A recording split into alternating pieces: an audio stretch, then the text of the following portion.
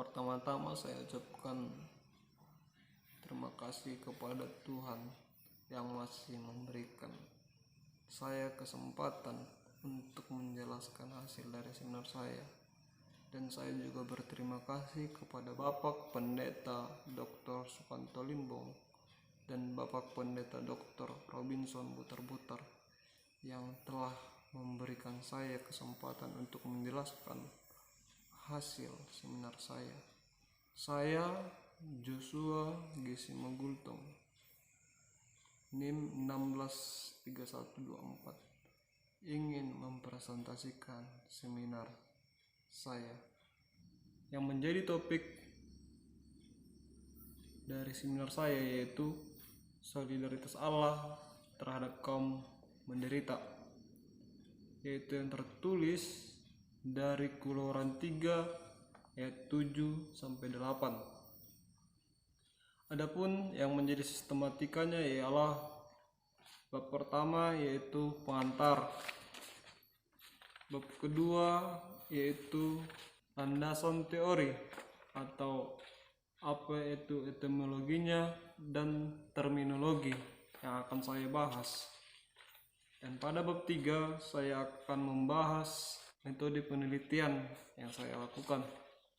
Dan bab keempat yaitu tafsiran, dan bab kelima implikasi, dan bab keenam yaitu kesimpulan dari semua seminar yang saya akan jelaskan. Pertama yaitu pengantar, bahwa kita tahu akibat dari pandemi COVID-19 ini, setiap daerah diharapkan dapat mewujudkan kehidupan new normal, di mana setiap orang harus mengikuti protokol kesehatan yang telah diterapkan oleh pemerintah kita.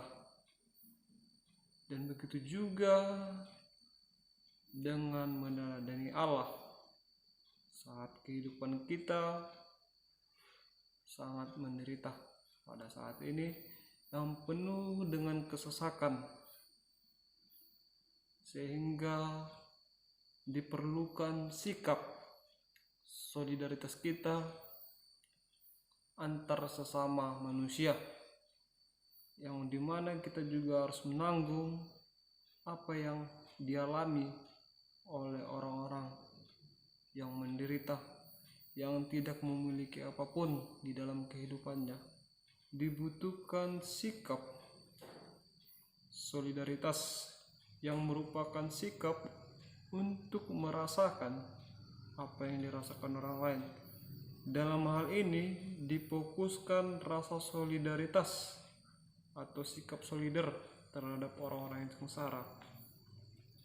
Dan Allah juga memiliki rasa solidaritas terhadap orang-orang yang sengsara maupun yang menderita, yang hidupnya penuh dengan ketidakadilan.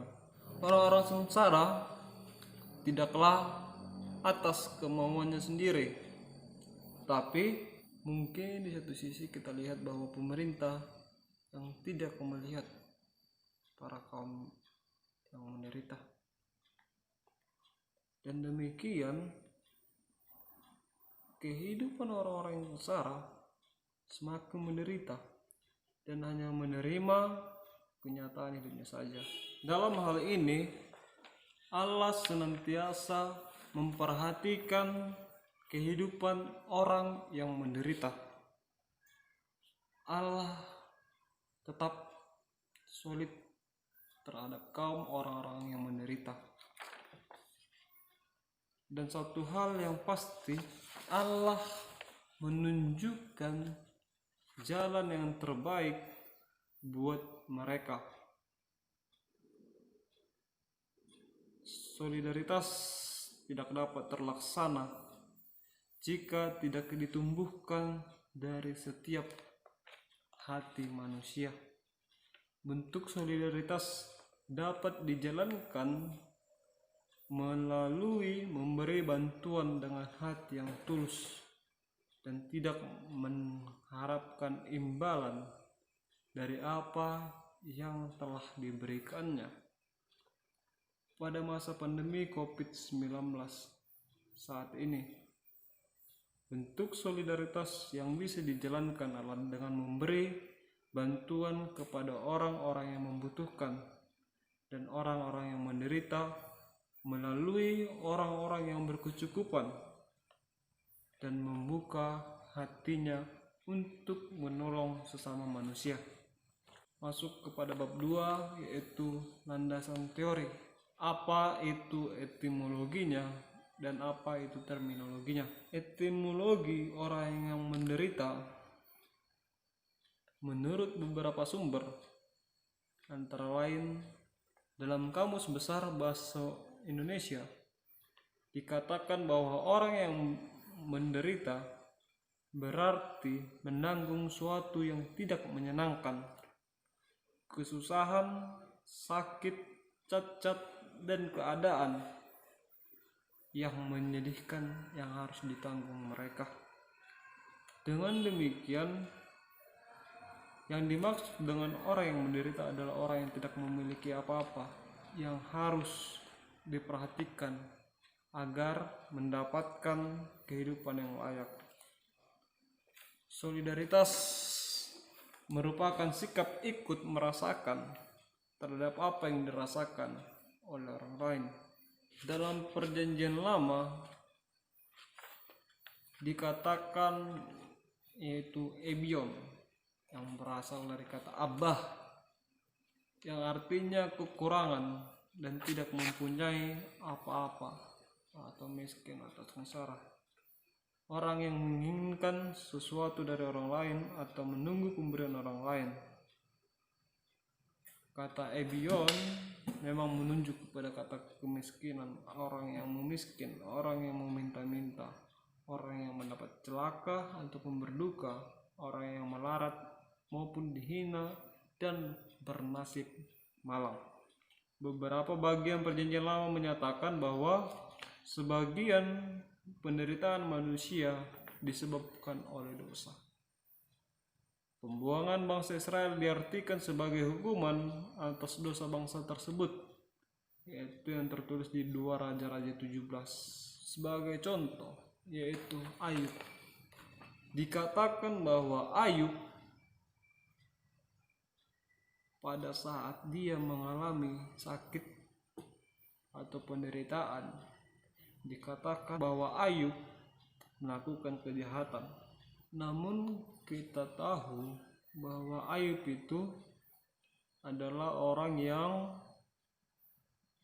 taat akan Allah, di mana dia tetap taat walaupun dia mengalami beberapa pencobaan, mengalami beberapa penderitaan, tapi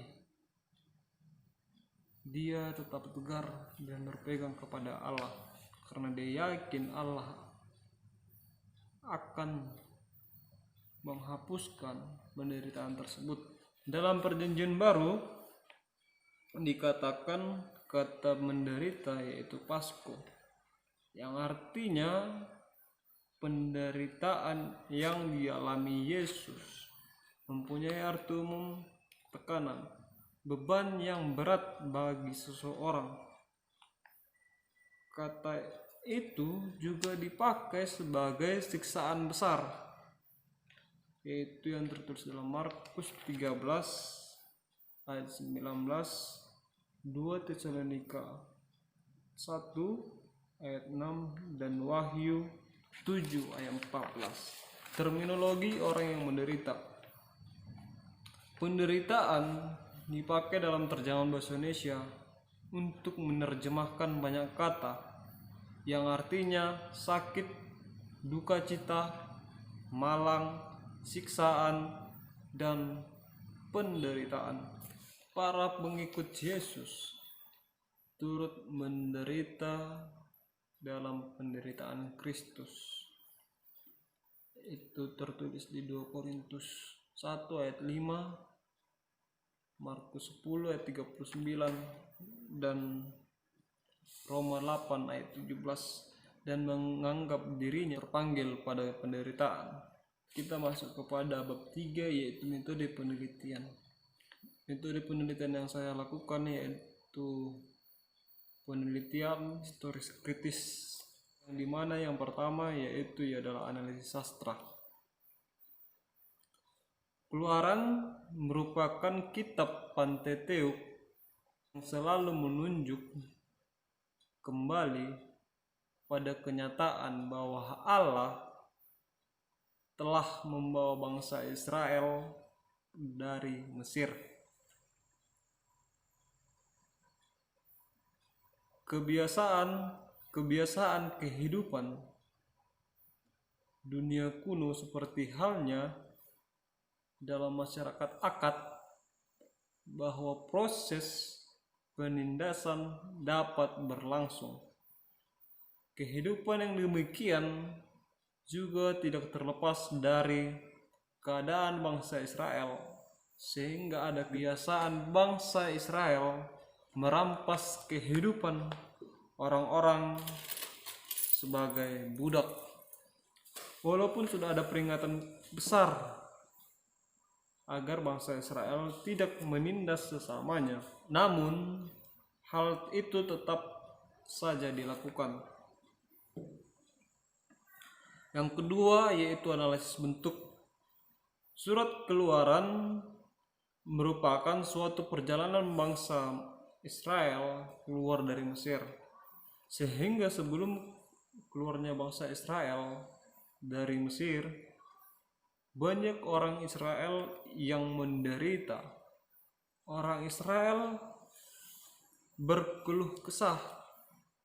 Orang Israel berkeluh kesah dan berseru kepada Allah untuk mendapatkan pertolongan. Bangsa Israel belum mengetahui bahwa Tuhan telah melihat dan menilik apa yang tengah dihadapi oleh bangsa Israel pada waktu itu ketika mereka masih di tanah Mesir.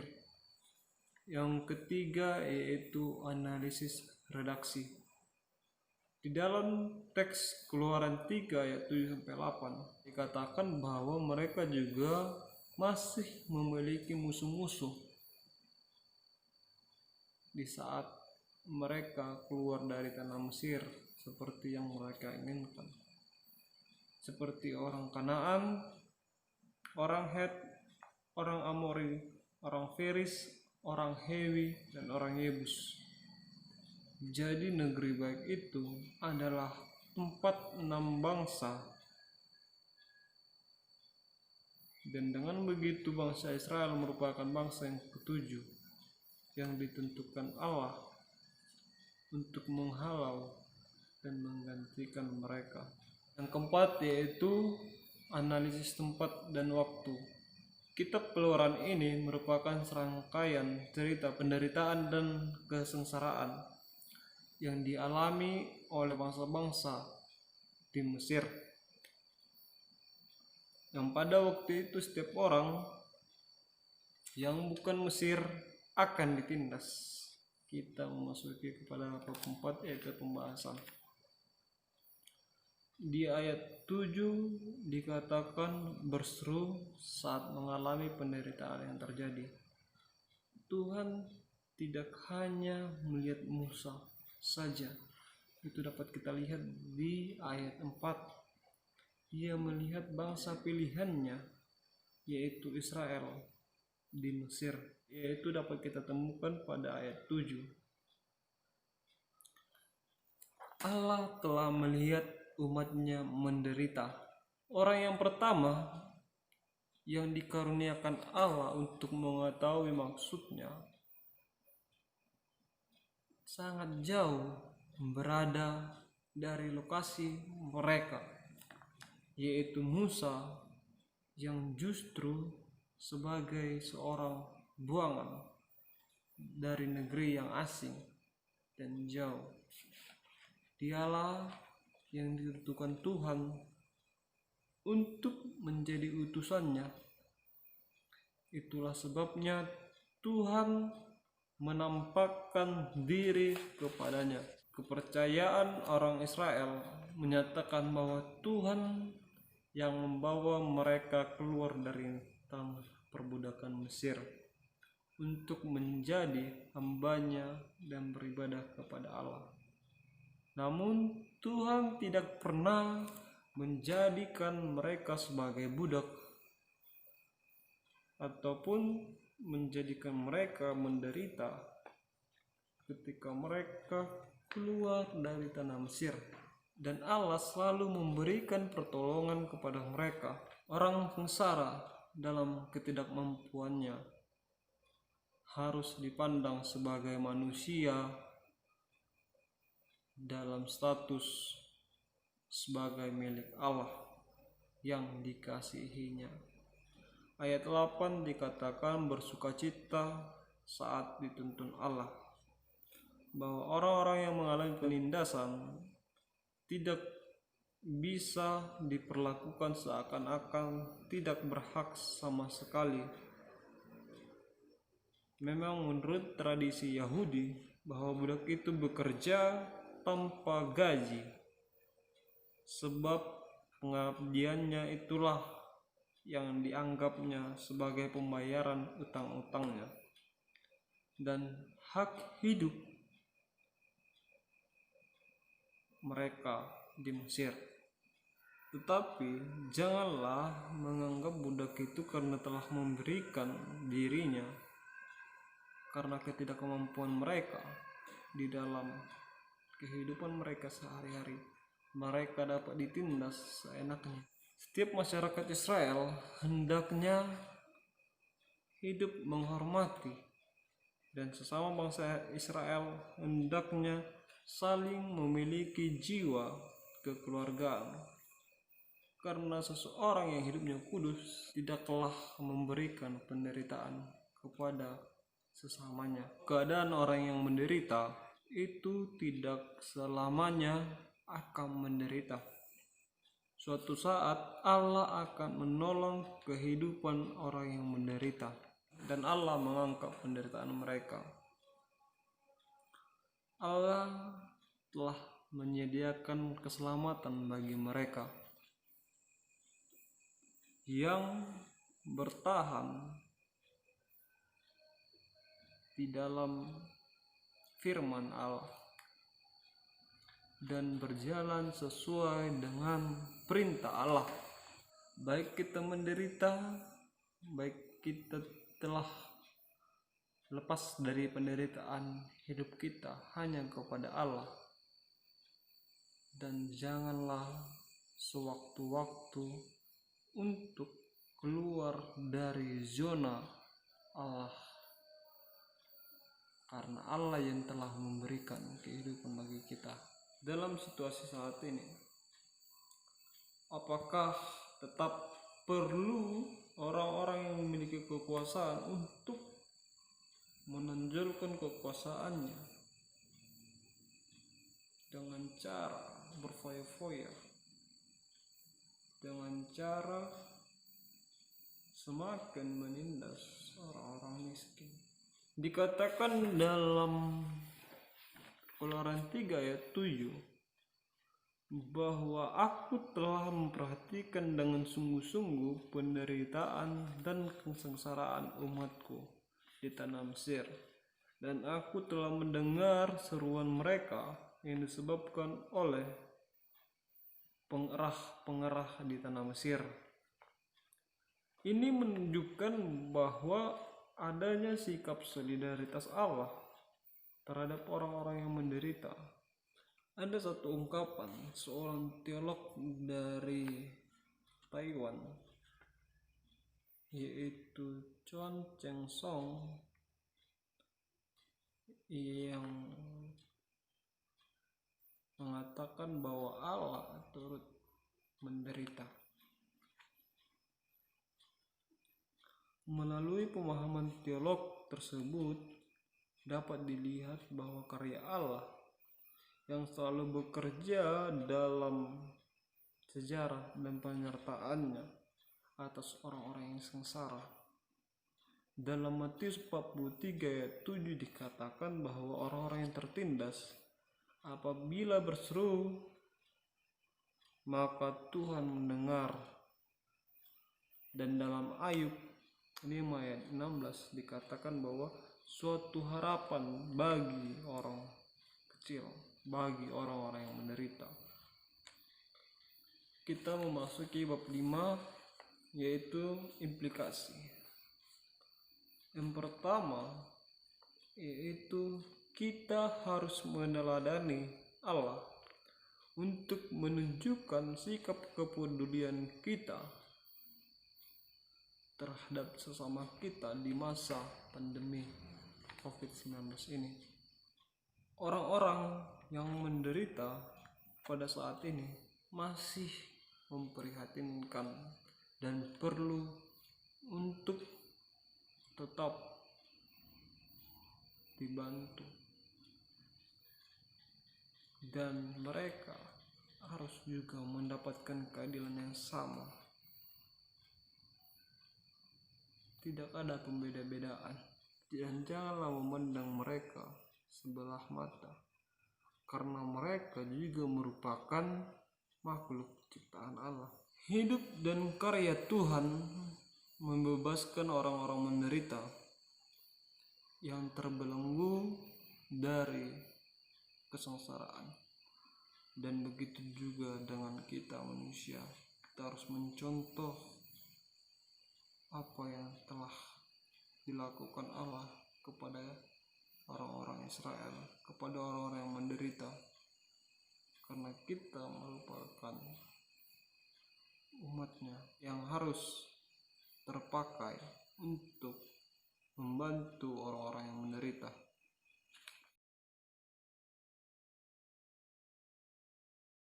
Umat Kristen yang percaya kepada Tuhan harus mengikuti pola dan tindakan yang telah dilakukan oleh Tuhan, memperhatikan sesamanya dan membantu sesama kita.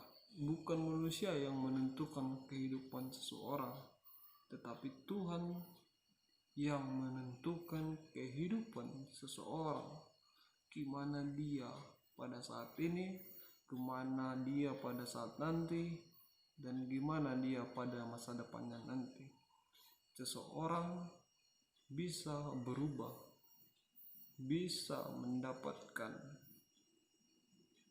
kekayaan, atau bisa mendapatkan kekuasaan bila dia berserah kepada Tuhan. Dengan demikian, berikanlah pertolongan kepada mereka yang memerlukan pertolongan dengan tidak merampas hak atau kehidupan seseorang.